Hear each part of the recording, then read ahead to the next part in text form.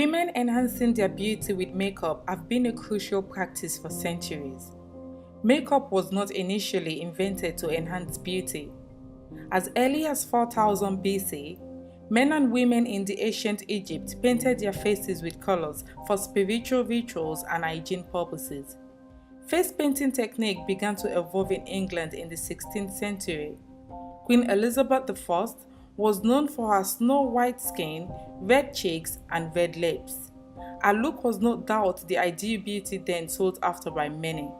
However, the history of makeup was not as beautiful as it sounds.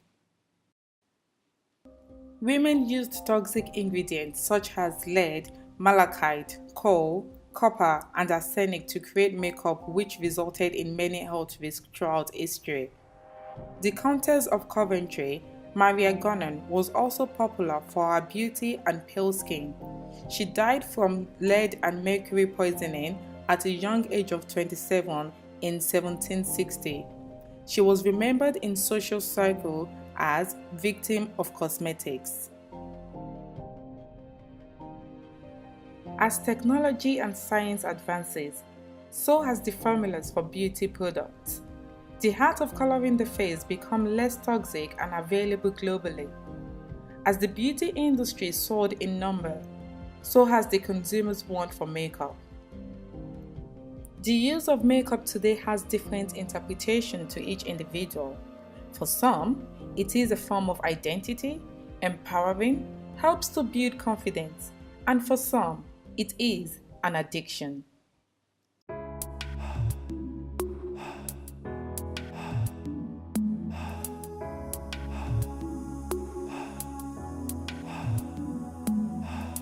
Life is full of adventures, so we should fly.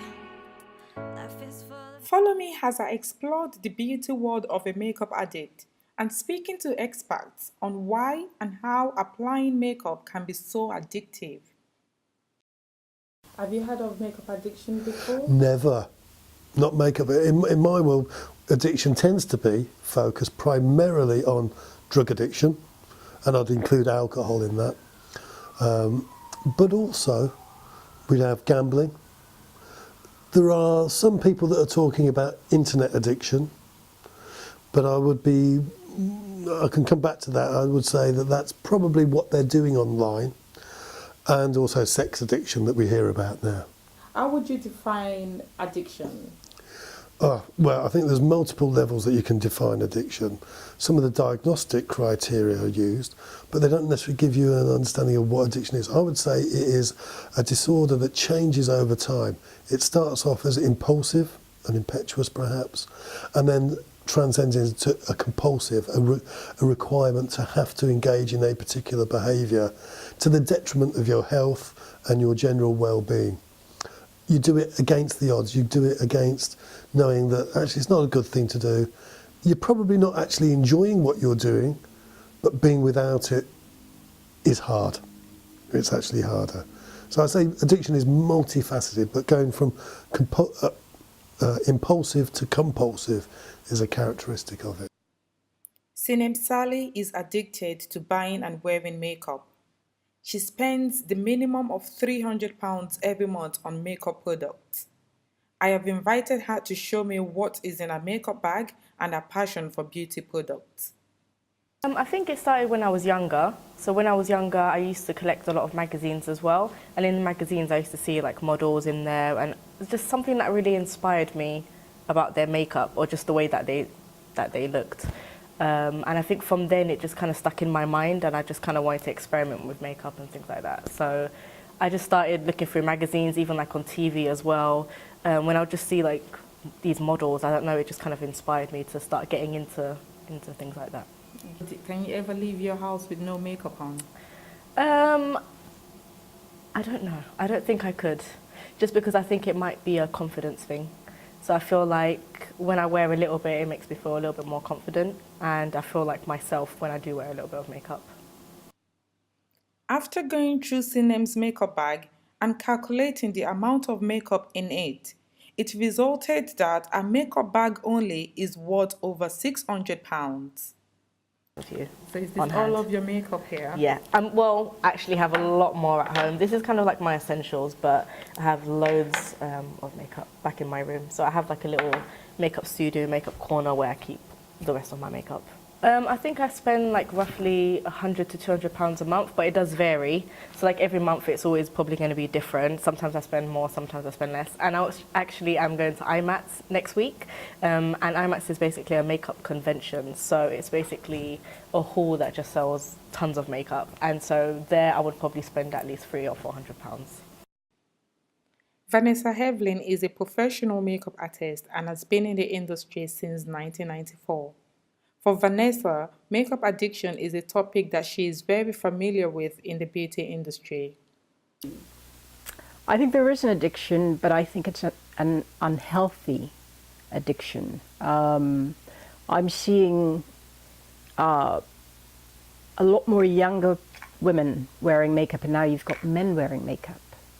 And you've got men wearing makeup in the same way women do, where they can't be without it. You know, I think I would say, I don't know if I should say this, but I will say it. I think the Kardashians introduced the height of vanity. We look to them as, you know, the representation of beauty, and everybody's trying to achieve that goal. And so now we're no longer happy with what we were born with, but now we have to contribute. And I think it's just gotten so excessive. We're not able to separate ourselves from what we create each day. And I think it's sad, because every day you have to come home and take that makeup off and look at reality of what's really there. So I think the addiction of makeup can actually put the individual into two worlds. You know, the world of reality and the world they're creating. On the market now, you've got the lash extension before you put the mascara on. You have the primer before you put the foundation on. You have the lip primer, the lip liner, the lip this. And if you speak to anyone that works at a counter, they will tell you before they come downstairs on the floor, they have to sell 15 products. And they're told what those 15 products are. And they're to sell that to you even if you don't need it. So what I'm saying to you is that the brands are selling you the steps because it's something extra for you to buy. And I'm saying you don't need those things. Now, I might hurt myself right now because brands don't want to hear that. But I could do your makeup right now and make you look even more beautiful and cut out all the steps you just did. I am now heading to see Sean Whitty, a fashion and beauty photographer based in London. I'm curious to know why Photoshop skill is now essential in beauty photography. Photoshop skills, right from the days of initial photography, I mean black and white film photography, we all understand that what we see is not always exactly what has been captured, which means things has to be added, manipulated. I mean, in the dark room, you had, for example, dodge and burn, you know, as a technique that was used on film in those days to make features that they want to stand out, and what they want to hide, hidden, you know, in the final image. So, fast forwarding a couple of years, let's say decades after that era, I believe Photoshop skills, or most of the things that are done in Photoshop, are meant to replicate the same manipulations that were used in those days. What I'm trying to say is photo manipulations has always been part of photography. So the same thing with Photoshop skills. You more or less cannot separate one from the other, because now we have digital photography. In those days, it was black and white film photography. So the same technique had been transferred onto programs, platforms like Photoshop, I believe. The drive is to portray the product as a magic maker. So at the end of the day, it comes back to people realizing or accepting the fact that, yes, this product will enhance your beauty, but it doesn't make you a different person. That's the truth. It doesn't turn you into the girl in the poster. It wouldn't turn you to the girl in the poster because the girl in the poster doesn't even look like the poster. That's the truth. We might say, yes, the companies are selling the lies, but people want to buy the lies. Yeah, but let's not forget, it's all about the money when it comes to makeup companies and brands. That's it. Would you say beauty marketing has an impact on makeup addiction? I would feel a bit strange about saying that it kind of influences it almost, but I can see how it can kind of be tied in with people becoming addicted to makeup, because obviously it's absolutely everywhere now, as we discussed earlier. I do believe that people now are seeing these advertisements everywhere, obviously heavily in a lot of the beauty and fashion magazines and stuff like that. They're seeing these beautiful images of these gorgeous models with the flawless skin and the perfect skin and so on. So they are basically then aspiring to kind of look like that. So that then is encouraging these girls to go out, spend all of their money, pocket money, their earnings and stuff like that, and buying lots of products. And of course, they want to kind of keep up then with other beauty bloggers and all of their kind of their makeup heroes and stuff like that by buying all these products. Since there is no perfect skin, I wonder how someone with flawed face feel in makeup stores. I definitely think that some ones are misleading. I know that some products do, some companies are trying to kind of bring it out there and kind of making it more advertisable to people with skin problems, but it's definitely not shown very much through the media. I certainly found it really difficult to know what brands were good enough to actually cover what I wanted them to cover. Some foundations aren't as thick as other ones, and they aren't really tailored to certain skin types. It's really difficult to kind of tell. And I do think that they are misleading. Even natural brands don't always show people with skin problems on there. And then it's kind of like people who actually have skin problems, where do they go? You know, I think a lot of teenagers I know, like, obviously teenagers always struggle with skin, but I think because young girls especially are wearing lots of makeup, or they're covering it up, or using like apps like that, they kind of are forgetting that they're going through puberty and they probably will experience it, or they're going to experience it later in life. Like, everybody experiences acne at some point, or any kind of skin issue, and it's difficult because they don't have anywhere to go. If they look on social media, everybody's got great skin. And if people do have bad skin, like even celebrities, they don't really show those photos either, or they're completely, like you said, like they're photoshopped. So it's really tough to know like who to turn to, like, and you don't have really any role models either. Amy Robb appeared on This Morning program on ITV. She talked about how her makeup addiction led her to being sanctioned. She has shared with me on how she overcome her addiction for makeup. I guess because it's something I went through myself, struggling for so many years with it, and because it affected me so much as a person, and I believed that, you know, that was the way I was going to be for the rest of my life, hiding behind makeup, you know, getting up every morning, having to put makeup on to live my life.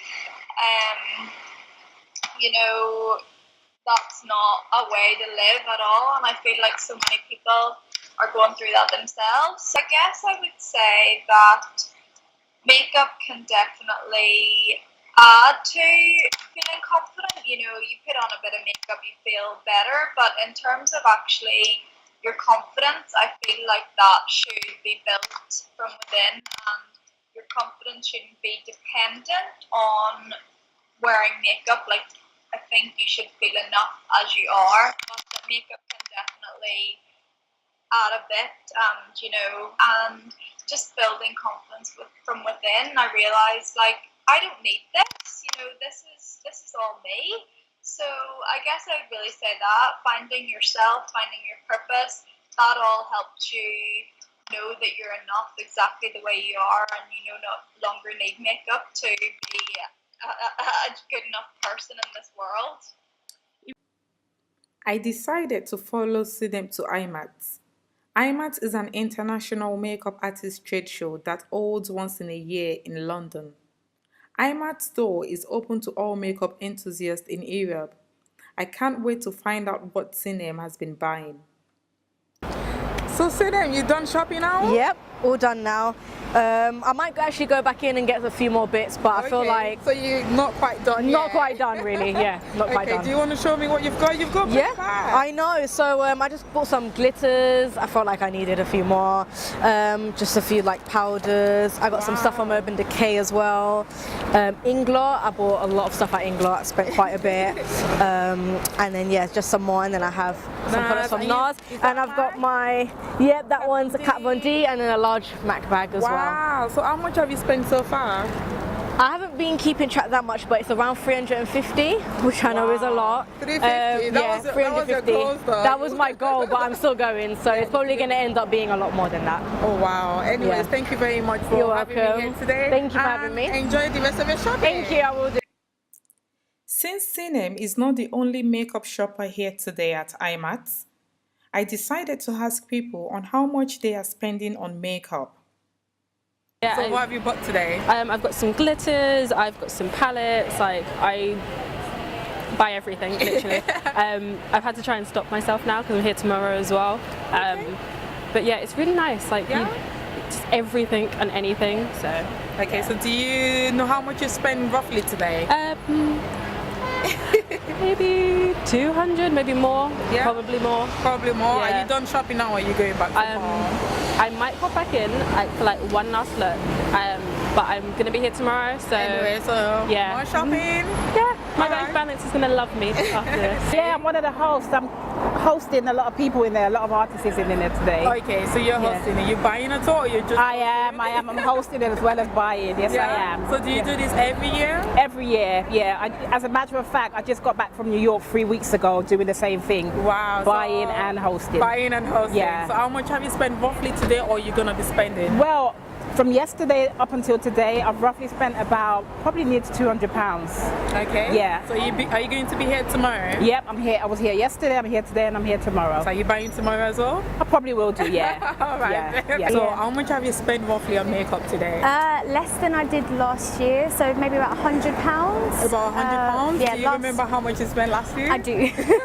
Maybe about 200, probably about double that, yeah. A lot of shopping. I've got one here. Oh, wow. Do you come here every year? We've been for this is our third year in a row. Third year. So why do you come to IMAT? Discounted makeup. I just love it. Like, yeah, discounted makeup, just the whole atmosphere. We come together. You know, it's just one of our things that we do now, like our yearly thing. We actually save up and come. Yeah. Wow. It's like, that's the thing, like, we will literally try not to spend too much money over the year on makeup just so that we can come here. Yeah. So you can come here and just spend everything on makeup at once. So how much do you roughly spend every year when you come here? I think it's increased year on year, to be honest. Majorly this year. I think I spent, I don't know, I think I may have spent about £250 today. £250 today, and you spent about £200 to £250 as well. My name is Arne, and I'm actually from Belgium, and we went here with school, and I spent about £100 at the IMATs, which is quite reasonable, I think. Brushes to like add even more than I already have, and like a little eyeshadow palettes with some neutrals, so I can do like the everyday person. So how did you hear of IMAT? Through Instagram and their Instagram page and stuff. Yeah. So are you here to shop today for makeup? Or? Yeah. So how much have you spent roughly today each? I probably spent about 150. I'm probably about 300. About 300. 9 out of 10 people that I spoke to happily spend hundreds of pounds buying makeup. As makeup addicts continue to spend money on makeup, the beauty industry in the UK escalates, and the market value is expected to reach over 15 billion euros by the end of 2018. However, people are proudly posting makeup looks on social media, and there is over 17 million #makeup_addict on Instagram. As the hashtags continues to grow, so will the market value of the beauty industry. Life is full of happiness, but sometimes we will cry. Never stop living. Never stop breathing. Because this is our world, and we're gonna live it like the gods of the universe.